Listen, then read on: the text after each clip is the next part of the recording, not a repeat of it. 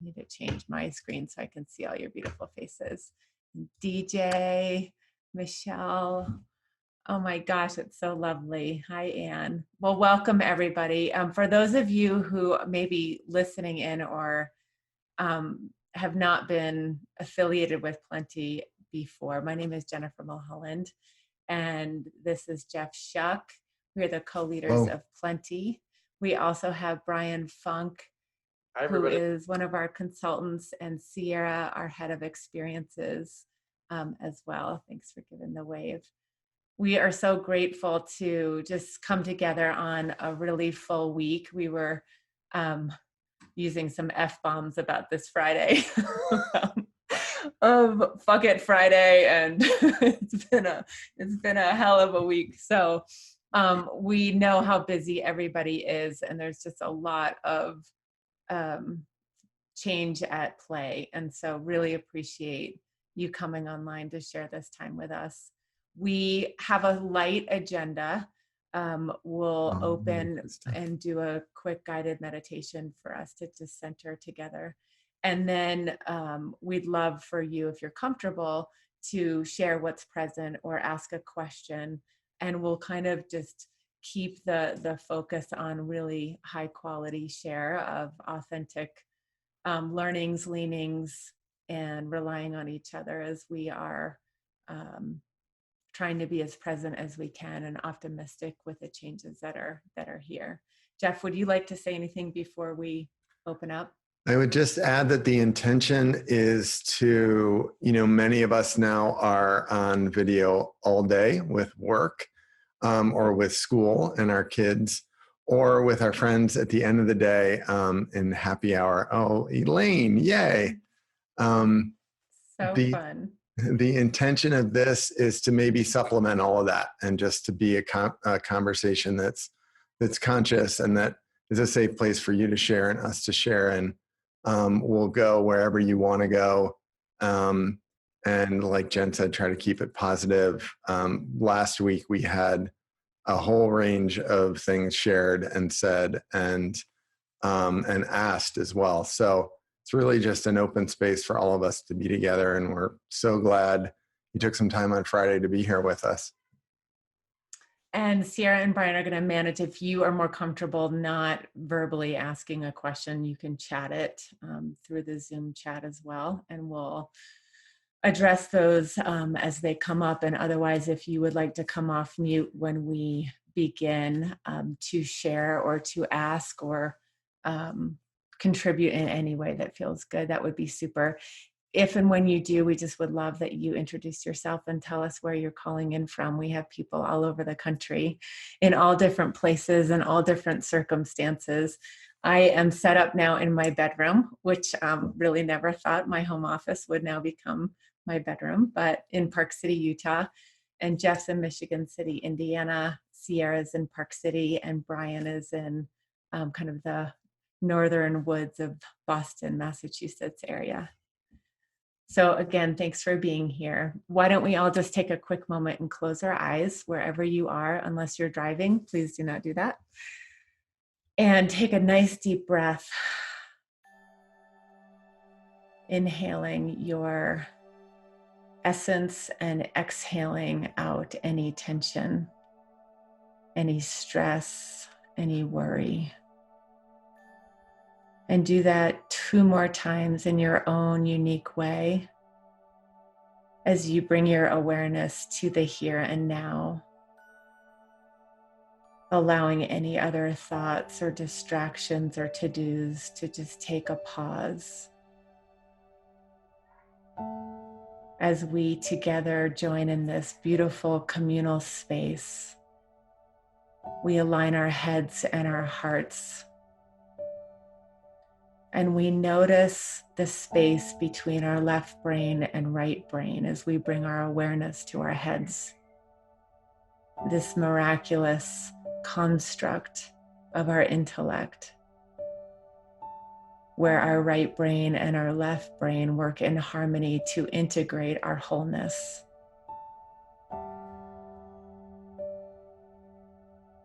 And we give our brains permission to quiet, to open, and to create space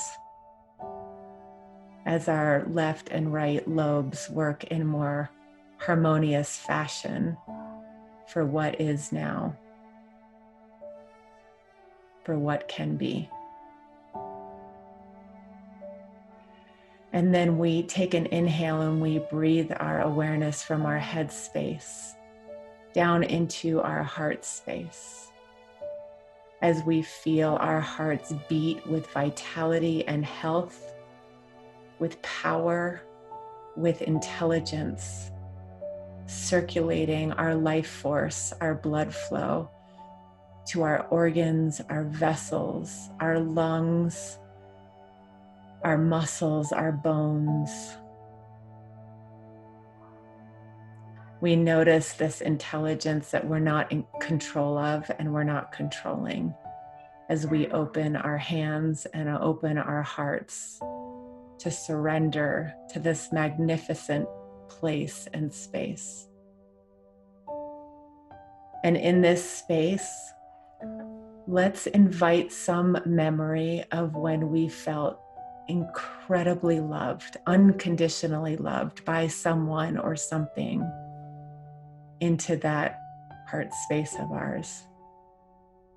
Just allow a memory or a feeling to pop in when you felt completely cared for, unconditionally loved.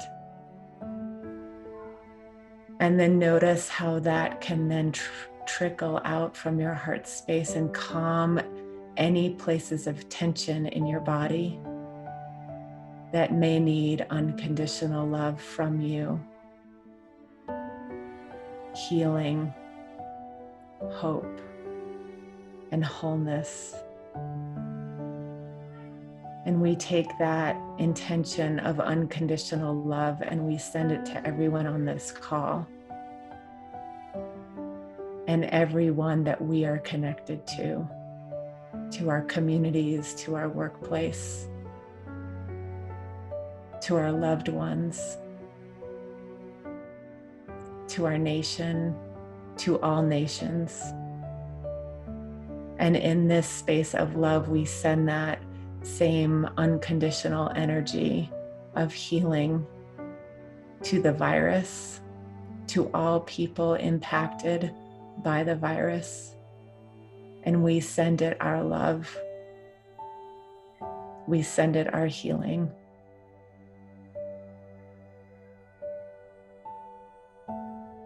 And we collectively calm and we collectively connect.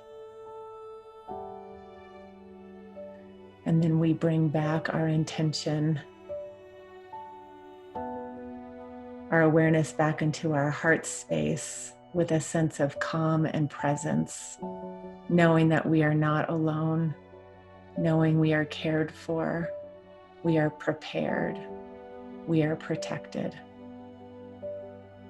Taking a deep breath, inhaling your spirit, your inspiration, your connection to source, connection to unconditional love, and allowing your exhale now to infuse that into your whole being. Gently wiggling your fingers and toes, and then in your own time and in your own way, you can gently open your eyes.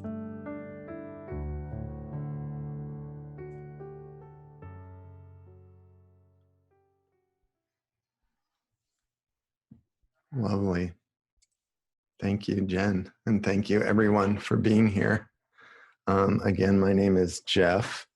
And I think maybe, Jen, you and I can just riff and share a little bit of some of the themes that have come up today.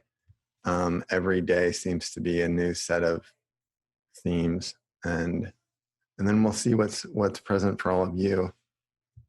One thing that we have talked a lot about this morning, so I think today and last night are the pandemic's getting a lot more personal for us, and not just like, we've been at home for a week and there's dirty socks everywhere and like all of that stuff, which is true, but we're starting to get messages from people we know who have loved ones who have it or themselves have it. And we got a note, and honestly haven't had much time to talk about it but it was a little shocking for someone that we know who's come to one of our retreats, who said, I've been officially evacuated into quarantine and I only had a few minutes to grab some things from my house and just wanted you to know.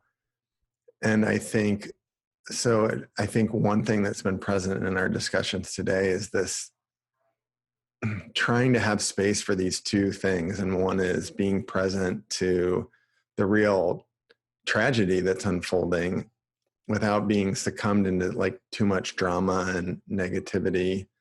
And then also trying to be present to our real belief that something positive is on the other side of it, and not wanting to diminish the tragedy at all. And it's been an interesting thing. Well, maybe just stop there. I'd love for you to comment, Jen, because I think in all of our conversations today, that idea of hoping and knowing something better is there, and also just seeing hurt and wanting to be empathic to that. I think that feels like a real topic we've had to navigate a lot today. Well, one comment that you sparked a thought is the person that reached out was sharing that one of the things that she grabbed to go into quarantine was our Lumeria workbook from our well-being retreat that she took with her. And it was surprising and it was wonderful. It was a reminder of, we have no idea the impact we're having on people and what they will choose to bring to them or to carry forward in times of crisis and need. And we're all having that impact with our families, our loved ones, and we all can have that impact, whatever impact that is. I think we're having such an opportunity to consciously choose with intention, not only how we're responding to the information and the overload of information that is coming in, but doing so with conscious choice of A, how we're responding, and B, how we're making decisions. So would just comment that it feels we've been in a lot of conversation today. We just recorded our first podcast with a headmaster of a boarding school who's a Lantern grad. And we spent a lot of time on how do we as conscious leaders give ourselves the space we need to say, I don't know. I don't know. I don't know how this is going to unfold. I don't know what to do next. I don't know what the next step is. And also know when you know. So when do you get the cues in your body? When do you get the insight? When do you know what to do next? Right? And whether it's for our families or when to quarantine or when to write a love note to somebody in need or when to shop for somebody who can't, whatever that act of kindness is, or whatever that decision is that we all are in different places of leadership, personally and professionally, is I think also like navigating when we don't act, when it's okay to say, I don't know. And then when we get clear cues of what to do next. So that has been a big topic for our morning as well. That lovely. And that's the second thing I thought we would share that you've just introduced, which is, from a more personal standpoint than what's kind of going on in our communities and neighborhoods. And I think Jen and I both the last few days have just talked about the total surrender to a lack of any routine, right? Like, and I'm talking really just like personally, like when do the kids get up? I don't know. Like when do we have dinner? When do we have meetings? Like everything has been completely upended. And it seems silly to talk about it. So it's a little, I guess, personal content, but it's been really present to us in all of our conversations. And we've challenged, I think, ourselves to think about not using the phrase getting back to a new normal. Like it feels like, at least for us this week in our team, we have been challenged to be completely present because things are shifting so often, and silly things, meetings, school times, but also big things. And that that idea of, at least for me, seeing how much of my schedule was a crutch that I was using to navigate, um, and being called to really be here right now and be okay when, something unscripted happens in my family, and certainly when something unscripted happens in the world, because we ain't writing the script. So I feel like, Jen, you and I have felt like we knew how to practice that. And like, this has been the PhD course. And like, are you sure you get it? Because we, for 3 years, have been saying to our corporate clients, like, strategy is about being responsive, and like, whoa, watch what you teach, because it has just been about like not trying to choreograph anything. And I heard us, that wasn't, Jen, we didn't really talk about that with Adam directly, but that was kind of undercurring all of it, of our ability to just be here. I'd love to hear what you think of that theme. Yeah, as my daughter, no, you're okay. I hope you didn't hear what you just said. That's funny. The thing that I think, I'm not sure this is going to answer your question. That was perfect. That was fucking she's perfect. Like, I have to go poop. Great. Go poop. One of the things that I would just love to share, and then I think it tees up for you all to share, if you're comfortable, either a question or what's on your mind and on your heart, or what you're observing or what's rising in you as you navigate the next step, is the diversity of perspectives in the fabric of oneness. This idea that like the virus is touching everybody, and it's going everywhere, regardless of where you're from, how much money you have, what you look like, what color of your skin you have. It's universal, it feels like, in an impact. And I think more than ever, we're finding and seeing what connects us all as human species, as human beings.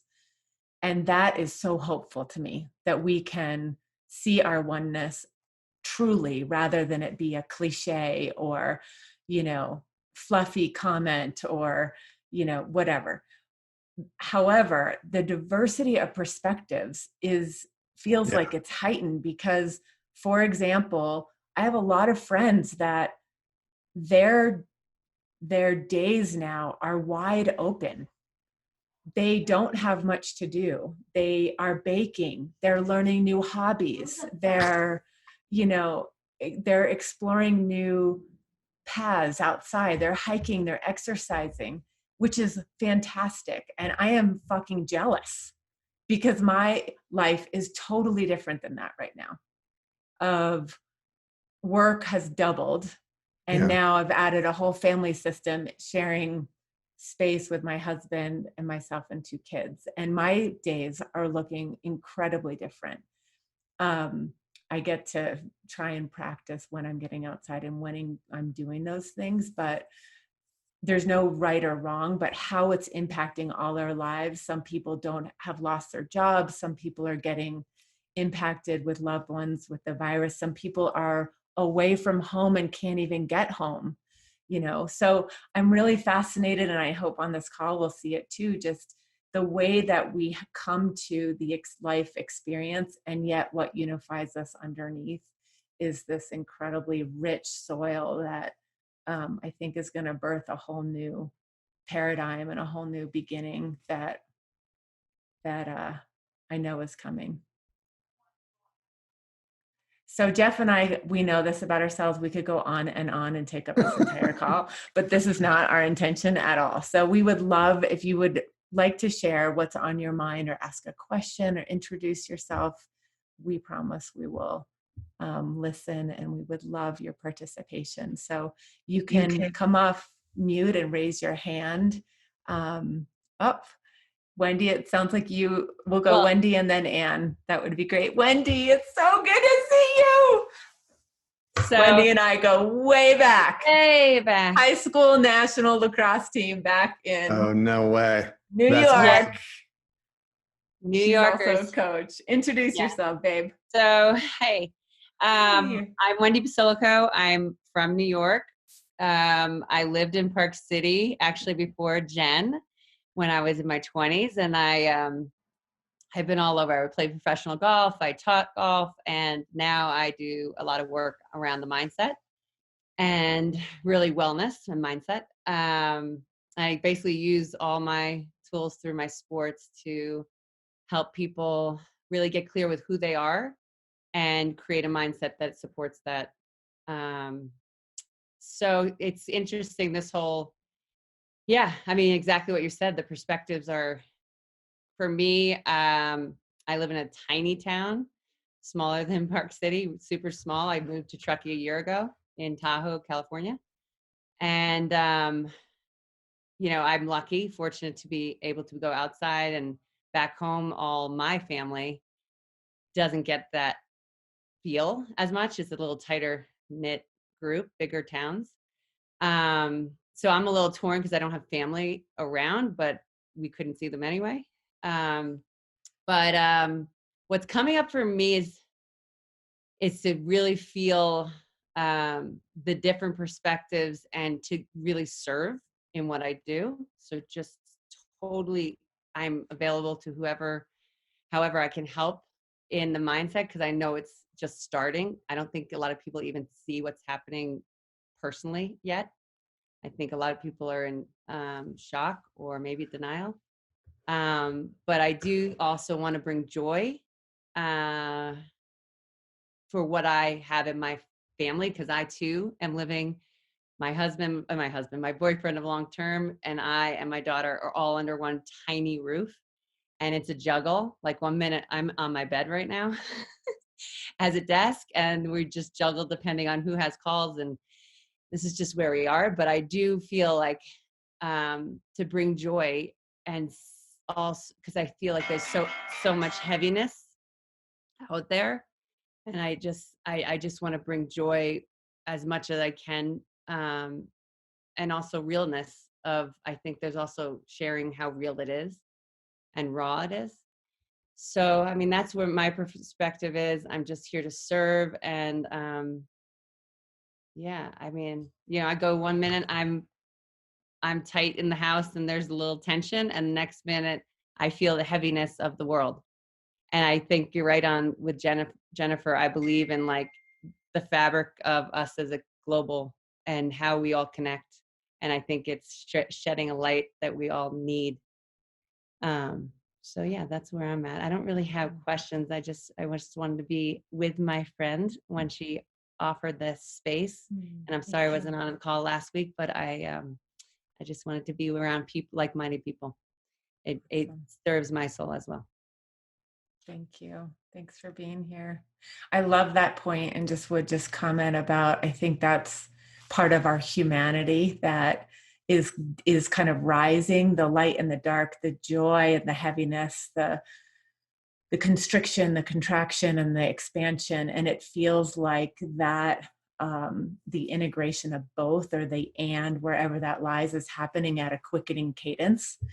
Like I find myself like amazed, like my mood is like will change in a second, whereas I've been pretty, reliable, steady Eddie mood, with the exception of sometimes of the month, but just pretty even. And just the amount of that experience, Wendy, of the wanting to bring joy, feeling joy, seeing joy, and then all of a sudden, holy shit, the crash comes. And it's interesting, even the guilt to share joy, like it's like this yin and yang, like you don't want to be too this, but really I think we need to see some good. How else could we see this and get some people that are so into the heaviness of it, helping them see a new perspective, or being accepting of what it is and stuff like that. So yeah, lovely. Who else would like? Anne, I know you had your yes. Please introduce yourself and welcome, Anne Sargent. Hi, everyone. My name is Ann Sargent. I live here in Park City, and actually, while I've had a home here for many years, I'm only a full-time resident as of the first of the year. And one of the greatest joys has been my new friendship with Jennifer as a result, and getting to know the Plenty community a little bit more. Um, in a prior life, I was very much in the advertising marketing world, working on the agency side, working with business leaders and so forth on branding and messaging. My current um, sort of passions and where I've been called to is energy work, shamanic practices, yoga, and so forth. What I wanted to offer here is twofold. One, just personally, my husband tested positive for corona 10 days ago. I myself didn't qualify to be tested, and there was no need to, use a test on me, but I definitely had the virus. We both have been um, symptom free for over 72 hours and cleared by the Department of Health to now be able to go. We're no longer supposedly contagious, but now we've gone into this lockdown for the next month and whatever here in Park City is everyone else is feeling. My reason for just sharing that is just we've had a personal experience now with this virus and recognize that it presents its own challenges, especially when it does. Um, it's either a loved one or yourself or someone who's gone through it. It really brings it home. Um, but through this all, we have two of our children back with us that are doing the home learning and so forth. And my daughter, Rebecca, is a senior this year. She attends a boarding school in New England, and not only is she not returning to that school, she's doing online learning, but she is also knows that her graduation is not going to happen her senior spring the way she expected it to be.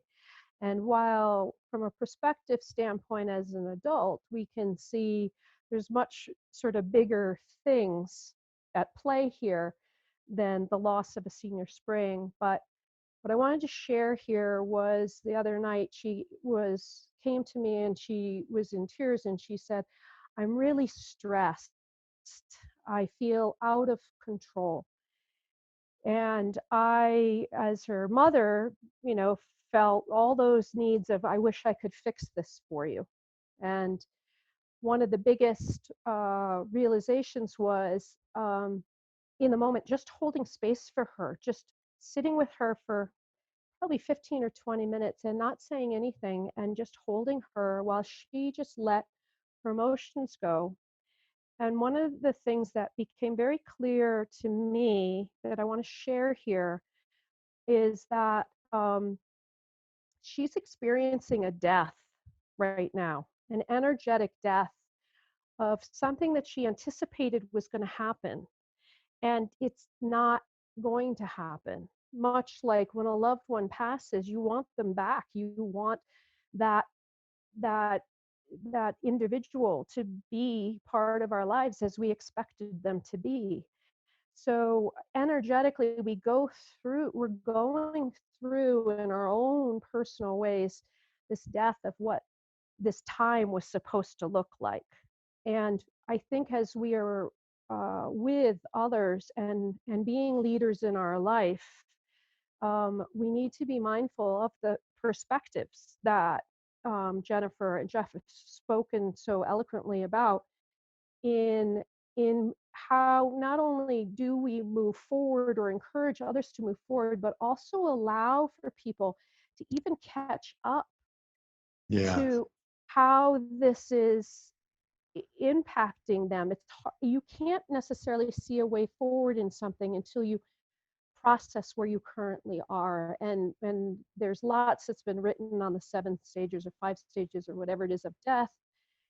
And until there's a certain level of acceptance of where one is in their individual coming to all this change, it's very hard to move forward. And to have an expectation that someone's going to move forward with positivity or joy or whatever is a whole nother layer And I think as compassionate leaders in our family lives, in our communities, and so forth, a mindfulness around the fact that while we may personally be practicing the self care or whatever that allows us to ebb and flow in maybe a more balanced or whatever healthy way is, there are those that are really, really struggling.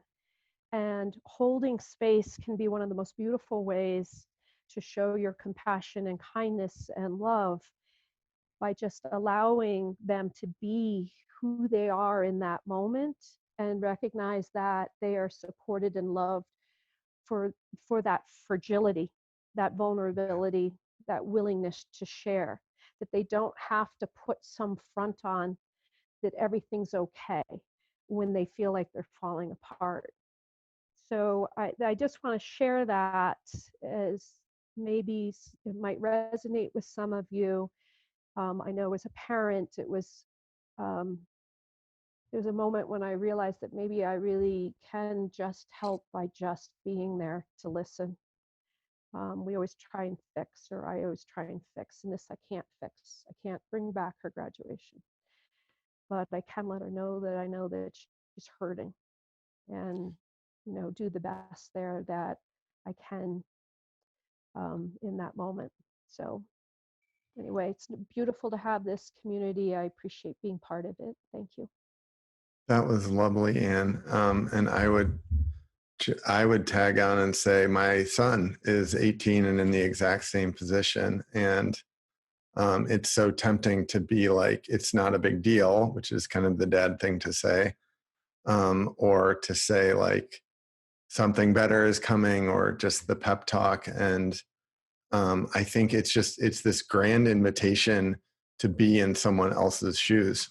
There's probably a nicer way to say it, more poetic way, and to him, it's a big deal. To him, it's a really big deal. And I was sharing with Jen this morning, my daughter, her spring break is starting, and her spring break is going to be 2 more weeks at home. And you know what? She's really bummed out. And it's tempting to try to say, in the context of everything that's going on, this isn't a big deal, but she doesn't understand that. And so we're challenged to be where she is. It's interesting, and Jen and I were talking earlier about this.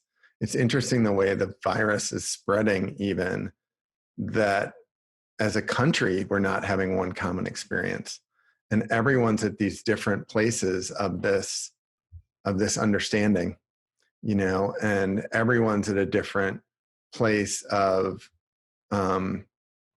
what all those stages that you're talking about. And that, if you're people like all of us and you have conversations outside of, the square mile around you, that's presenting really interesting challenges too. And I find myself sometimes really impatient, like, how can they not get it?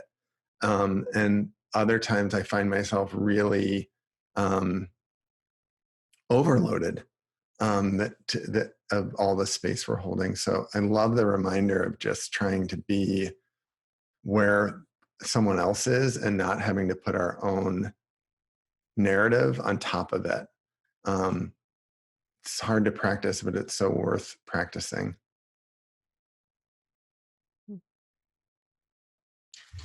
Who else would like to comment? Lisa, do you want to take yourself off mute? There you go. Hi, I'm Lisa, and I also live in Michigan City.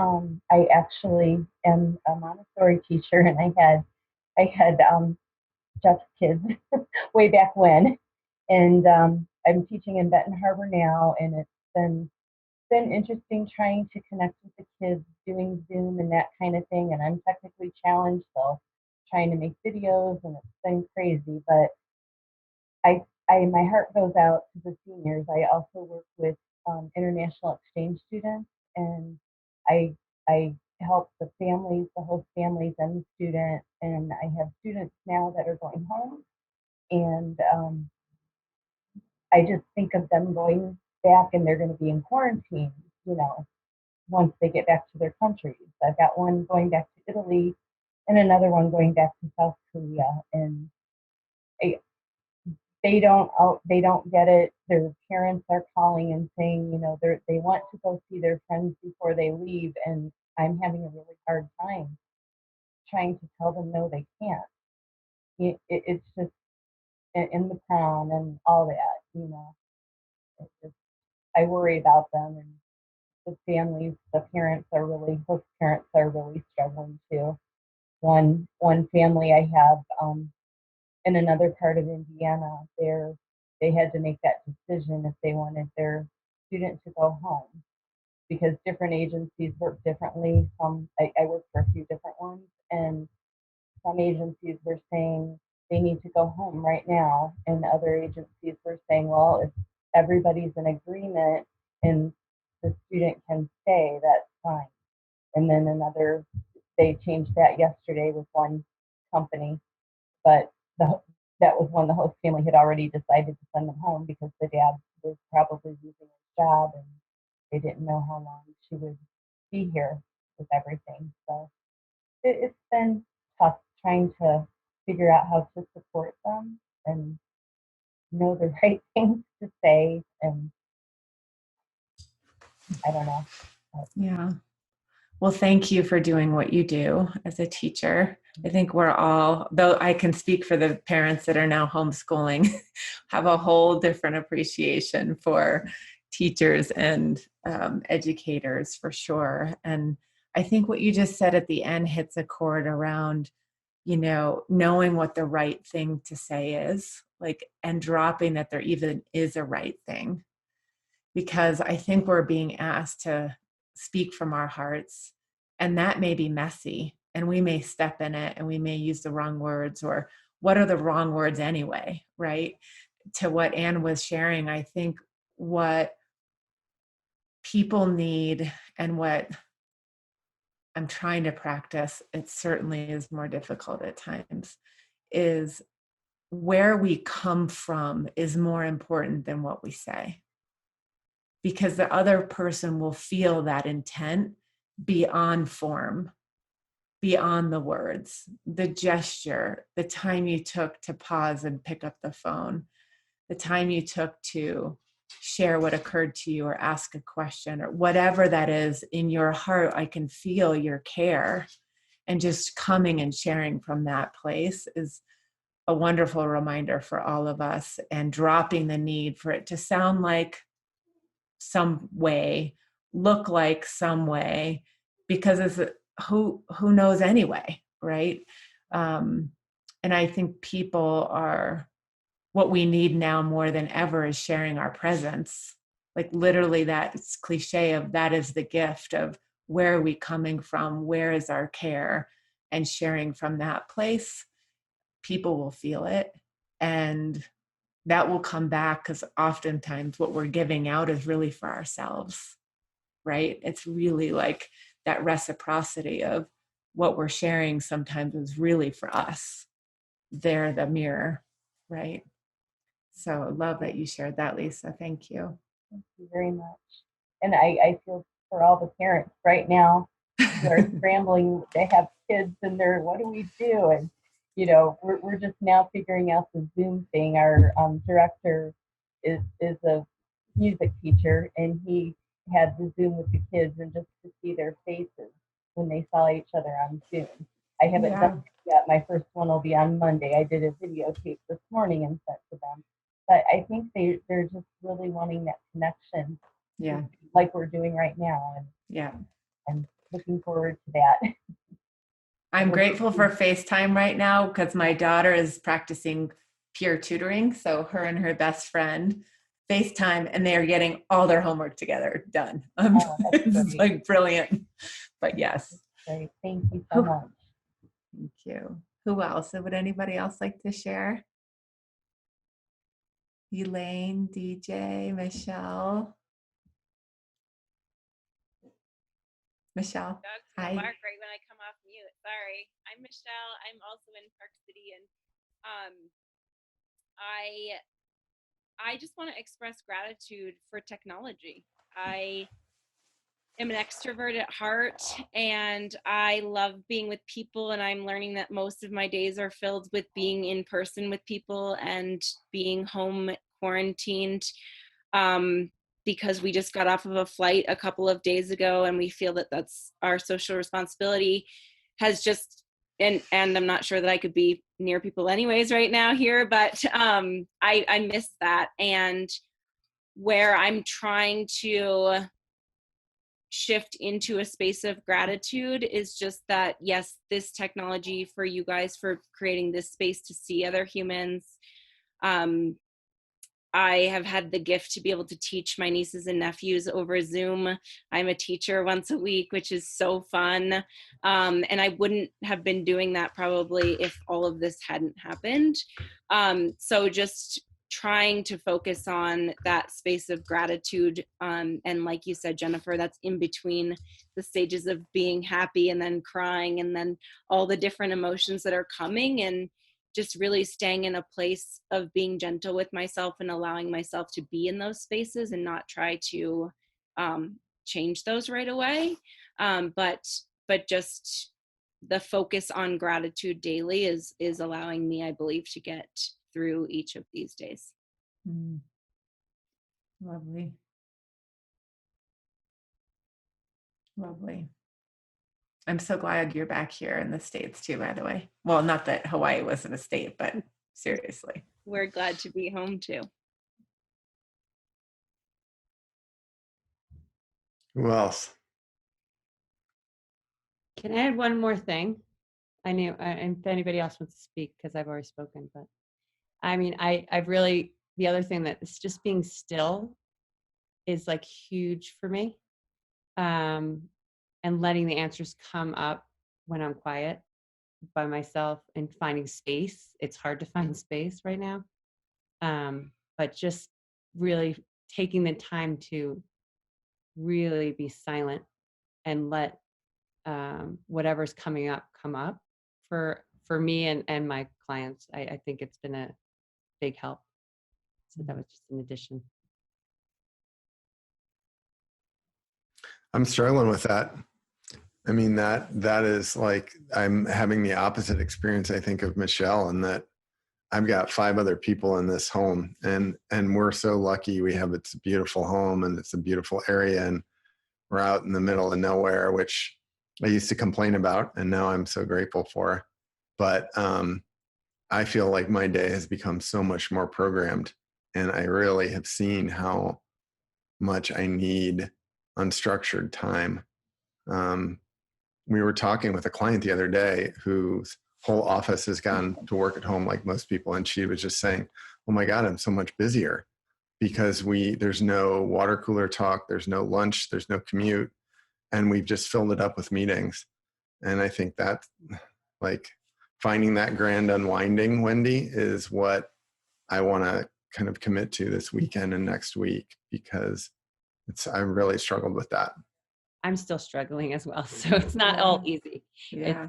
But it is something I know I need. I guess that's more what I'm saying. Yeah. You know, it is a juggle because there's so much coming at us, I feel. But yes, thank you for sharing it. It's interesting because in that space of silence, sometimes I think it's not all the time. I find that I can be silent more presently in nature, and I hear more when I'm in nature. It's like, how do I create the silence amongst the chaos or amongst the busyness? And it's equal opportunity. Those moments are there too. But one of our favorite authors that I'm sure many of you know is Pema Chodron, and one of her like gems is a book called Being Comfortable with Uncertainty. And this idea of getting comfortable in the uncomfortable. Because when I sit and like, I will just genuinely tell you, the last 2 weeks I have been spinning. Like, I have had very few moments or phases in my life where I can find myself walking in circles. And I've had more moments like that in the last 2 weeks of like, what the hell am I doing? I'm like going around the island in the kitchen or on a break, and I'm just not using that space. It's almost like that space is chaotic, or that space is frenzied, or trying to fill it with something productive to do, but not wanting to be productive at all. And I think that what's rising in me in some of those moments of quietude or moments of transition, because it's literally like a meeting to something else, or a meeting to micromanage the kids, or whatever it is, it's uncomfortable. And the practice of like letting that be okay. I know intellectually it will move on if I leave it alone. It will shift in its own right. That's the nature of that moving, energy moving. But man, is it uncomfortable to sit in the uncomfortableness. So I'm trying to practice that, but I don't like it. Well, and just we're all sitting in chairs that are uncomfortable too. Yeah. I This mean, ergonomic honestly, setup like, sucks. this thing was not, Totally. it's so, my back is killing me. But not to make light of your other point, which is lovely. Yeah. Just being present with what's now. So we probably have time for a couple more shares if anybody either on the phone or on video would like to I have talk. something to share if you can hear me. Yes, hi mom. This is my mom, everybody. Yay! Hi, everybody. Hi. Nice to see you. Thank you for being on the call.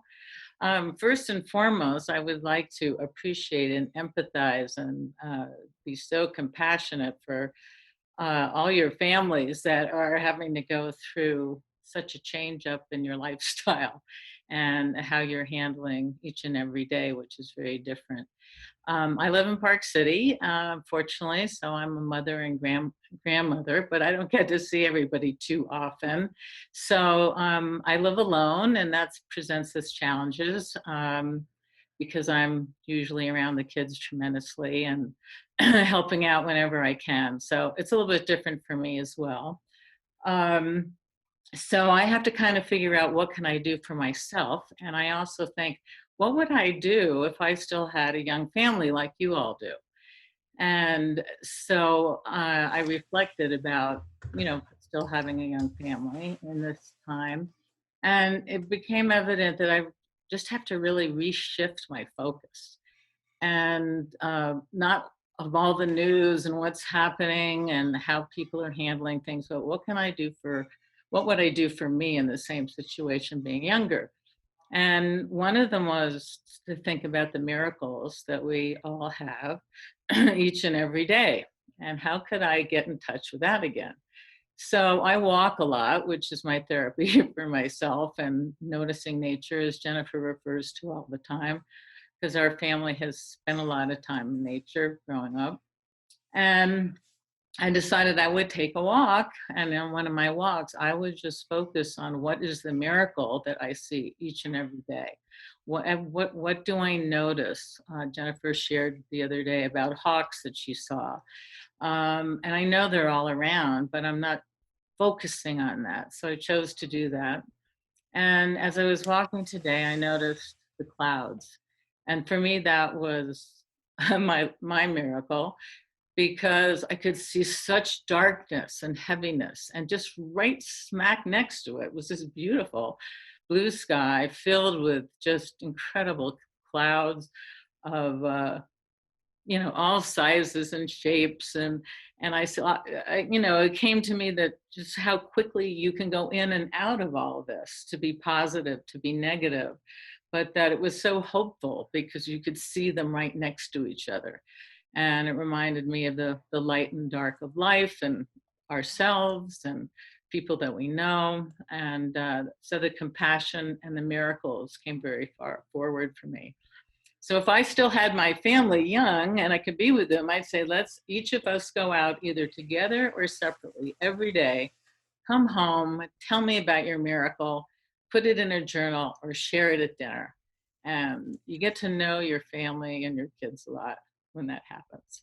So I'm grateful for you both. I always cry, so here we are again, but I did better. So love to all of you, and stay safe. And thank you, Jeff and Jennifer, for all your blessings.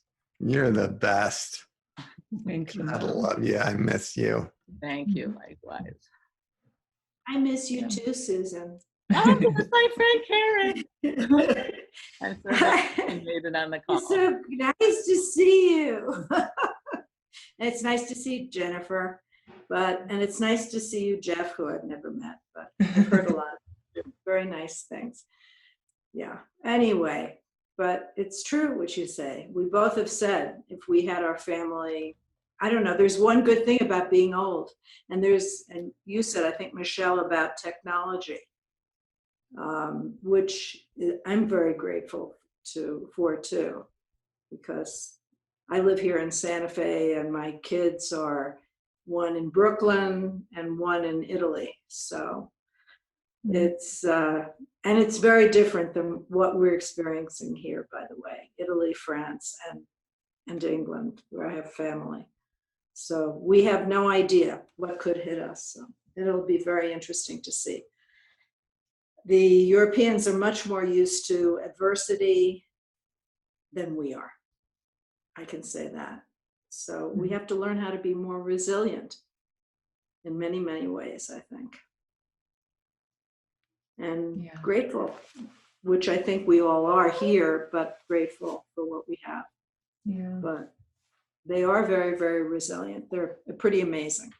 And it's very, very scary over there. So. Well, thank you for being here, Karen, and Well, love thank to you, your family. Yeah. Thank you. I love to everybody, and namaste. Thank you. I think the one thing to remember is that resiliency and strength and courage and adaptation, all of those are our natural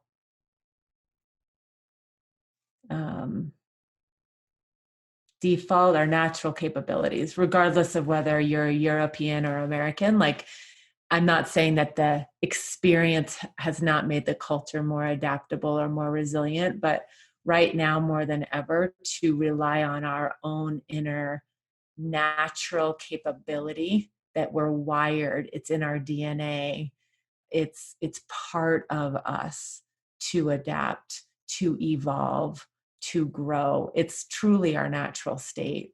And so my hope is that regardless of the wave that hits or what our experience is, that we can rely on that without a waver of doubt. And granted, we've just been talking on the call about how that doubt rises and falls, but truly trusting that that's in us too. And we have the potential to rise and overcome and become.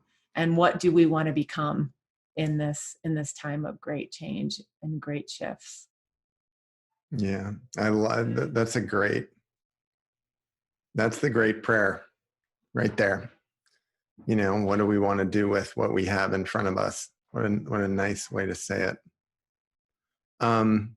Maybe before we say goodbye for now, just a few updates and infomercials. We're going to do this again.